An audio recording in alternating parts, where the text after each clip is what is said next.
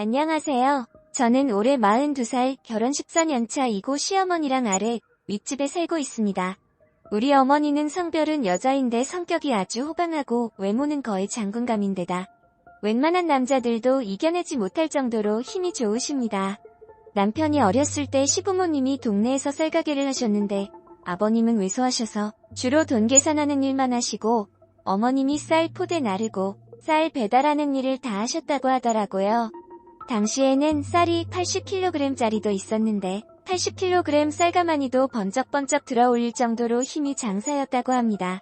일간에 떠도는 소문으로는 어머니가 오밤중에 잠들어 있는 아버님을 보쌈해와서 두 분이 어쩔 수 없이 부부가 됐다는 소문도 있었는데 어머니는 말도 안 된다며 네 아버지가 나한테 반해서 결혼했다 하셨고 아버님은 그 얘기가 나올 때마다 침묵만 하고 계시니 사실관계는 지금까지 확인하지 못했습니다. 하지만 우리 어머니는 아버님을 보쌈해오고도 남을 분이라는 생각은 듭니다. 어쨌든 우리 어머니는 불의를 보면 참지 못하는 성격이시고 한 번 아닌 것은 끝까지 아니며 한 번 시작한 싸움에 절대 지는 법이 없는 분이십니다. 저도 그런 시어머니 때문에 처음에는 너무 힘들어서 갈등도 있었고 울기도 했는데 사람은 겪어봐야 한다고 겪어보니 할 말 못 참고 다 하시는 성격이 하시지만 뒤끝은 없으신 분이시더라고요. 그래서 저는 늘 적당히 시어머니와 거리를 두고 지냈는데 2년 전 시어머니와 제가 완전한 편이 되어 끈끈한 여성 동지애로 돌돌 뭉친 사건이 있었습니다. 시아버지와 남편이 거의 비슷한 시기에 바람이 났습니다. 시어머니가 하루는 우리 집에 내려오셨더군요. 남편과 저를 앉혀두고 이 아버지 바람났다 라고 했습니다. 그래서 저는 예, 아버님이요? 하고 화들짝 놀랐고 남편은 무슨 바람이야. 엄마는 말도 안 되는 소리 하지마 라고 했습니다. 그랬더니 시어머니 너는 아무것도 모르면 가만히 있으라며 여자의 촉은 절대 무시를 못한다. 예전에 젊었을 때 상이 아버지가 바람이 나서 내가 그냥 개박살 내준 적이 있는데 그 뒤로는 자기가 만나는 여자 내 손에 죽기라도 할까봐 한동안 찍소리도 않고 사는 것 같더니 늙음하게 바람이 났다며 감히 겁도 없이 바람을 피는 걸 보니 아무래도 치매기가 시작된 게 아닌가 싶다 했습니다. 그 소리를 들은 남편은 하여튼간에 여자들이란 시간 많고 할 일 없으니까 오만 상상이나 해 된다며 제발 생사람 잡지 말라며 자기가 더 화를 내며 나가버렸습니다. 그때는 몰랐습니다. 자기가 바람이 나서 도둑이제 발 저려서 그랬다는 것을요. 그저 어머니가 아버지한테 바람을 빌미로 온갖 말들을 휘몰아칠까봐 걱정해주는구나 생각했습니다. 그런데 혹시나 자기한테 불똥이라도 될까봐 시어머니와 저를 이상한 취급을 한 것이었습니다. 시어머니가 의심을 시작하게 된 건 시아버지가 카톡을 시작하면서부터입니다. 한평생 전화기기는 전화 받고 전화 거는 것만 필요하다 하셨던 분이 어느 순간부터 전화기를 붙들고 앉아서 전화기와 씨름하듯이 문자를 보내시고 혼자 희죽거리시고 하셨던 겁니다. 너무 오랜만에 피우는 바람이라 그런지 포커페이스가 전혀 안 되셨던 거죠. 그것을 매의 눈으로 포착하신 시어머니가 영감 지금 전화기 들고 뭐하냐 물었더니 뻔히 옆에서 보고 있는데도 하기는 뭘 하냐고 아무것도 안 했다고 딱 잡아떼시더랍니다. 그래서 시어머니가 시아버지 전화기기를 곰이 물고기를 잡아 올리듯 시아버지의 전화기를 낚아채니 시아버지가 노발대발하면서 남의 전화기는 왜 빼앗아 가느냐고 내 전화기 내놓으라고 온 힘을 다해서 덤볐지만 천하장사도 울고 갈 시어머니의 힘을 당해낼 수가 있어야 말이죠. 시아버지는 내동댕이 쳐지시고 시어머니는 시아버지의 휴대폰 확인에 들어갔는데 시어머니의 말을 그대로 빌리자면 숟가락들 힘도 없어 보이는 것들이 서로 좋다고 얼굴을 맞대고 사진을 찍어놨는데 진짜 눈 뜨고는 못 봐주겠더라. 그녀는 젊어보려고 볼따구에 바람을 있는 대로 넣어가지고 사진을 찍었는데 사람인지 보거인지 그런다고 지가 이빨 청춘되는 줄 아나봐. 미친 것들이 내가 이것들을 가만 놔두나 봐라 하시더군요. 그러면서 네 아버지 만나는 잡것 어디 사는지 알아봐. 내가 이참에 그년 머리를 다 뜯어놓고 대머리 만들어 버리라니까. 시어머니의 특별 명령이 떨어지자마자 시아버지의 전화기를 건네받아서 구글 이메일 계정을 만들어서 구글 타임라인 하는 방법을 알려드렸지요. 여기로 들어가시면 아버님이 어디 가시는지 확인된다고요. 그랬더니 시어머니는 감탄을 하시면서 세상 살기 좋아졌다 옛날에는 머리수건 뒤집어 쓰고 무조건 따라붙어야 했는데 요새는 이것만 딱 보고 있다가 현장을 덮치면 되겠구나. 내가 오늘 너한테 빚졌다. 언젠가 오늘 진 빚 갚으마. 하고는 어머니는 밑집으로 올라가셨습니다. 그날 어머님은 선심 쓰는 척하며 시아버지에게 전화기를 건네주었고 이틀 뒤 타임라인을 확인한 어머니는 여기가 어디냐고 물어보셔서 위치를 알려드리고 이 근처 어딘가에 계실 거라고 알려드렸죠. 그리고 1시간 뒤 시어머니는 소주와 막걸리를 파는 술집에 앉아있는 시아버지를 발견하셨습니다. 때마침 시아버지의 손은 그 여자의 엉덩이에 올라가 있었고 시어머니는 그것을 보자마자 시아버지의 목덜미를 낚아채 끌어내고 그 여자의 머리카락을 뜯어 놓으셨죠. 그날 아마도 시아버지와 바람이 난 그 여자는 평생 들어도 다 듣지 못할 5만 가지 창조적인 욕들을 다 들었을 겁니다. 아마 그것만으로 혼이 쏙 빠졌을 겁니다. 시어머니는 그 여자를 혼쭐낸 뒤에 그간 시아버지가 그 여자에게 갖다 바친 선물들을 다 회수하셨는데 그 금액은 약 300만원어치에 달했습니다. 시어머니는 그것들을 말끔히 수거하셔서 현금화 시키시고 그 돈으로 저한테 소갈비를 사주시더라고요. 그러면서 앞으로 전화기로 확인할 거 있으면 잘 부탁한다고 똑똑한 며느리 봐서 연간바람 3개월 만에 쪽냈다고요. 그 후로 시아버지는 통장도 뺏기고 카드도 뺏기고 용돈도 어머니를 통해서 드리고 사는 게 말이 아니었지요. 그런데 시아버지에 대한 화풀이는 시어머니로 끝난 게 아니었습니다. 그 술집을 하는 여자도 시어머니한테 머리 쥐어뜯긴 복수를 시아버지한테 대신했는데 하루는 시아버지가 만신창이가 되어 들어오셨더군요. 그걸 보고 시어머니가 시아버지를 향해 혀를 끌끌 차시더니 그년 이거 하나는 마음에 드네 하시더군요. 그렇게 서로의 폭행은 조금 특별한 방법으로 퉁치고 넘어가게 되었습니다. 어머니의 바람이 수습되고 난 뒤 다시 남편의 바람이 터졌습니다. 시어머니가 그 여자의 머리를 쥐어 뜯어놓은 지 채 한 달도 되지 않았을 때였지요. 주말 저녁에 치킨하고 피자를 시키고 카드로 결제를 하려고 보니 제가 지갑을 차에 두고 온 겁니다. 그래서 남편 카드로 결제를 하려고 남편의 지갑을 열어보니까 그 안에 잠자리 할 때 쓰는 그 물건이 떡하니 2개나 들어있는 겁니다. 우리는 한평생 그런 게 사용해 본 적도 없고 산 적도 없습니다. 그런데 그것이 남편 지갑에 들어있으니 기가 막히더군요. 저는 남편의 지갑을 그대로 덮어두고 차에 제 지갑을 가지고 와서 결제를 했습니다.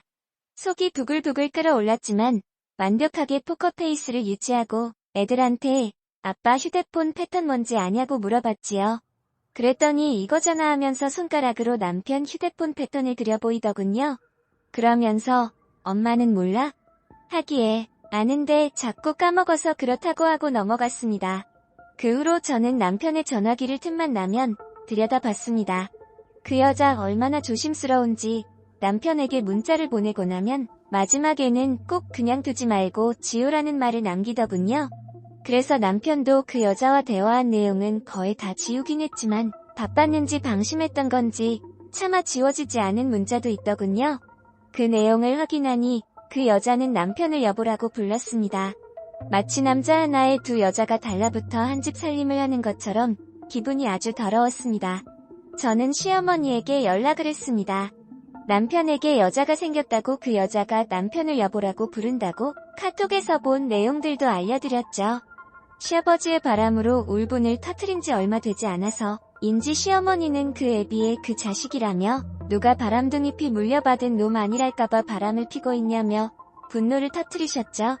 그러면서 어머니는 그년 누구냐? 나 짝 좀 보자 하시더군요. 그래서 저는 남편 폰에서 가져온 사진을 보여드렸죠.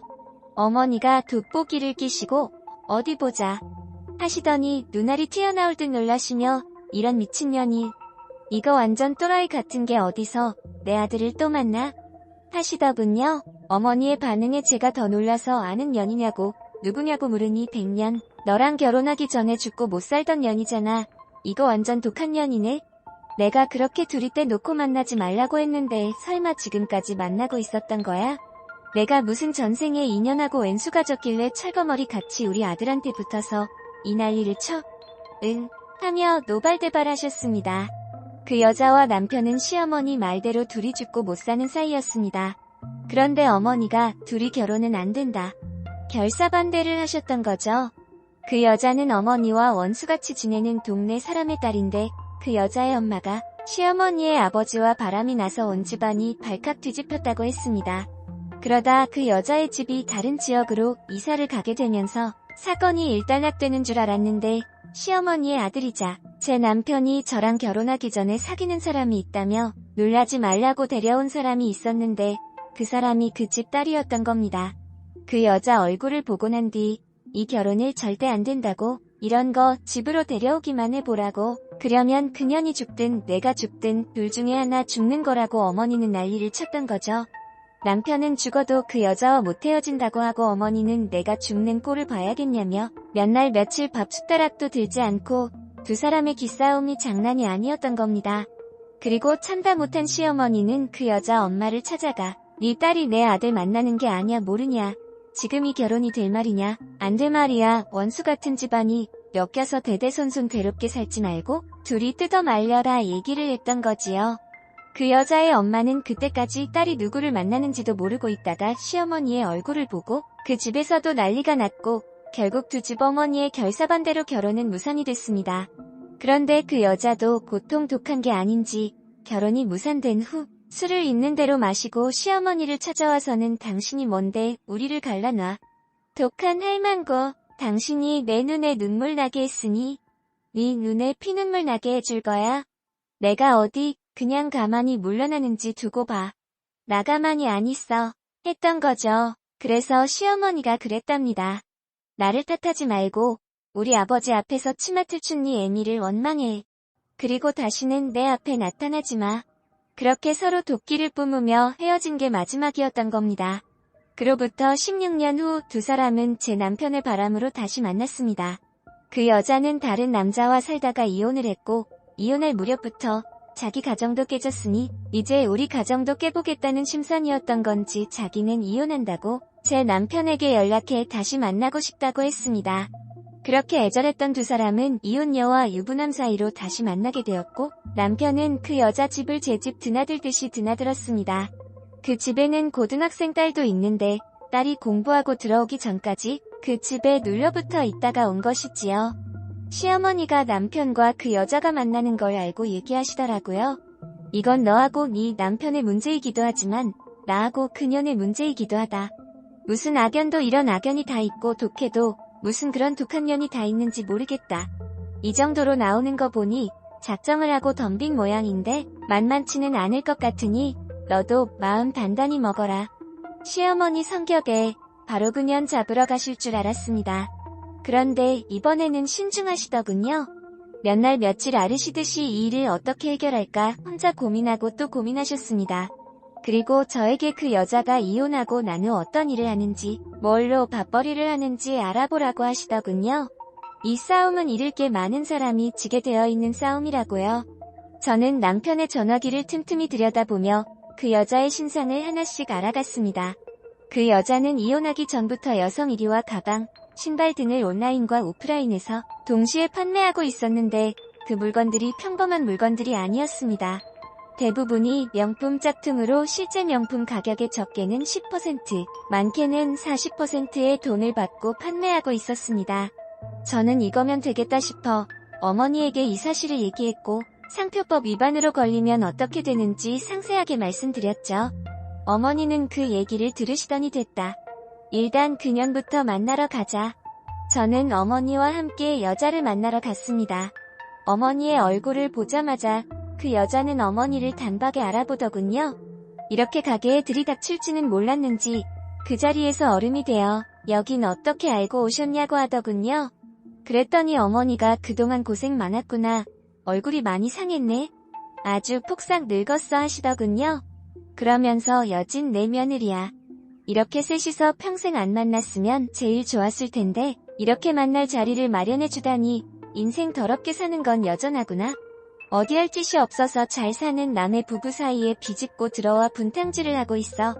설마 내가 가만히 보고 있을 거라고 생각한 건 아니겠지? 안녕하세요. 저는 올해 42살. 왜? 일부러 찾아왔어? 다 속 뒤집어서 뒷목 접는 꼴이라도 보려고. 그랬더니 여자도 눈도 깜짝 않고 대꾸하더군요. 성질머리 여전하시네. 그 더러운 성질은 강산이 변해도 안 변하네요. 이렇게나 늙어 빠졌는데 이제 죽을 때 안 됐나 하더군요. 그랬더니 어머니는 그 여자가 얘기하는 동안 가소롭다는 듯이 피식 웃고만 있었습니다. 그렇게 나를 며느리로 못 받아들인다고 해서 나는 뭐 아주 대단한 며느리라도 얻은 줄 알았더니 뭐 별것도 아니네.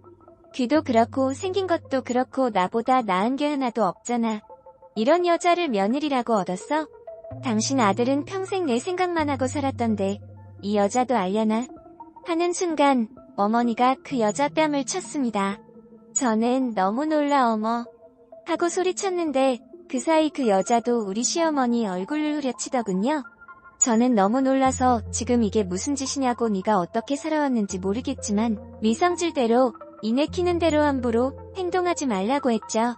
그랬더니 어머니는 너는 물러서 있으라며 어디 때릴 거면 한 번 더 쳐보라는 식으로 그 여자 앞으로 바짝 다가섰습니다. 그리고 저도 지금까지 한 번도 보지 못한 엄청 환한 얼굴로 얘기하시더군요. 여전히 이것밖에 안 되는구나. 그러니까 네가 안 되는 거야. 네가 우리 며느리랑 다른 게 뭔지 가르쳐줄까? 우리 며느리는 어떤 상황이 닥쳐도 너처럼 이렇게 개로 변하지는 않아. 그만큼 인성이며 품성이며 가정에서 배운 것이며 네가 절대 따라올 수 없는 사람이야. 너처럼 막대먹은 엄마 보고 막 살아온 사람이 아니야. 그게 사람 근본이라는 거야. 근본 자체가 비교가 안 되는데 어디다 너랑 비교해? 니까 아무리 발버둥 쳐도 우리 며느리 발뒤꿈치도 못 따라와. 어디서 더러운 짓을 하고 있어. 우리가 몰랐으면 모를까.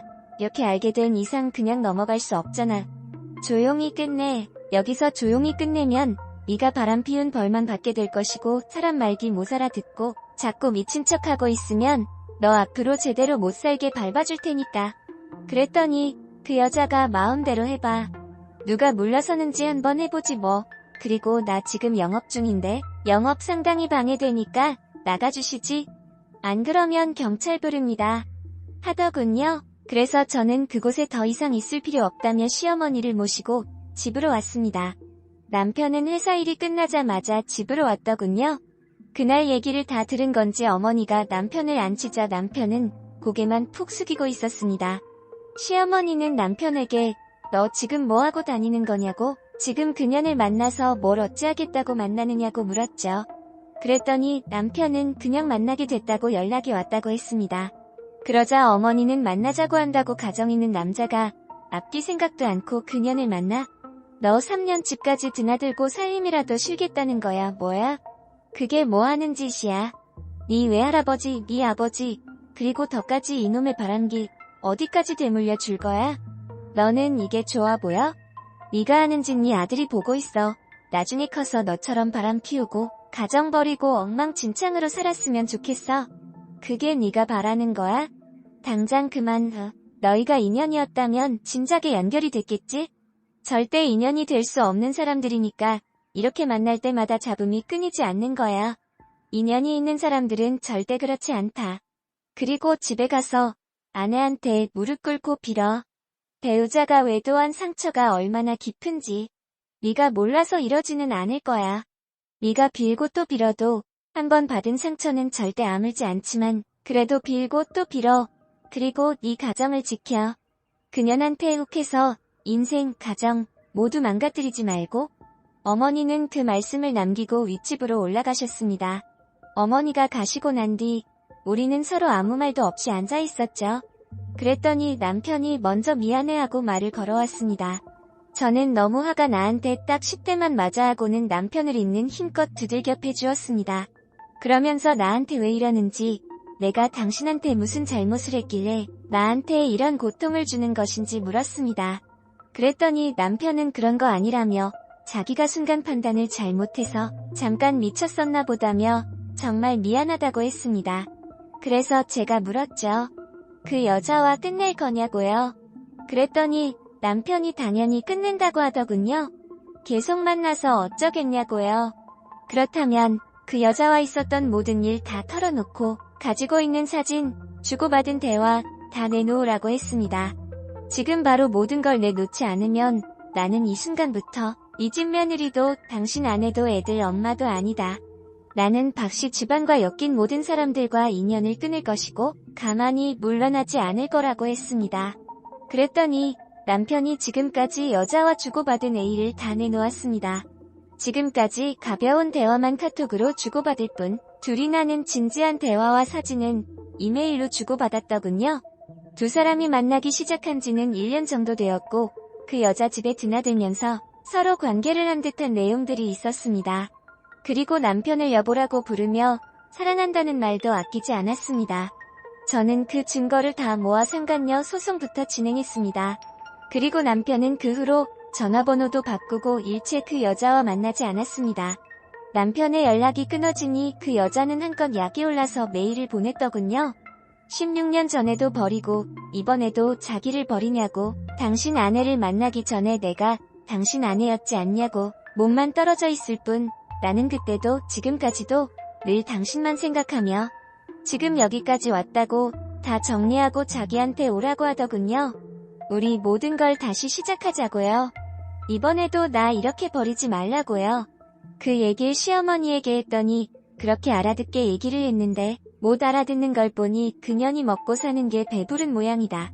그년 가게도 신고해버려라 하더군요. 그래서 저는 그 여자가 운영하는 가게를 상표법 위반으로 고소했습니다. 그 여자는 자기 가게가 고소당한 걸 알고 우리 집에 찾아와서 난리를 부렸습니다. 니들이 고소했냐고, 고소 취하하라고, 미친 것 아니냐고요. 가만두지 않을 거라고요. 그래서 제가 더이 그 미친 집착이다 끝내라고 했습니다. 그리고 법 테두리 안에서 살라고 했죠. 남의 남자 뺏고 남의 상표 가져다가 돈 벌지 말고 합법적으로 살라고요. 그랬더니 그 여자 더 난리를 치며 난동을 부렸고 저는 경찰서에 전화해 고성방가하는 이 사람 좀 데려가 주시라고 했죠. 경찰이 다녀간 뒤에야 집 주변이 조용해졌습니다. 그렇게 저는 그 여자를 상대로 상간녀 소송과 동시에 그 결과 저에게는 1,500만원의 위자료가 전달됐고 그 여자는 상표법 위반으로 500만원의 벌금과 지금까지 판매한 금액을 회수하는 추징금 3,500만원을 선고받았습니다. 결과가 나온 뒤 저는 남편에게 얘기했죠. 당신의 잘못된 선택으로 조용했던 집안이 발칵 뒤집히고 서로 좋을 게 하나도 없는 이런 일이 생겼다고요.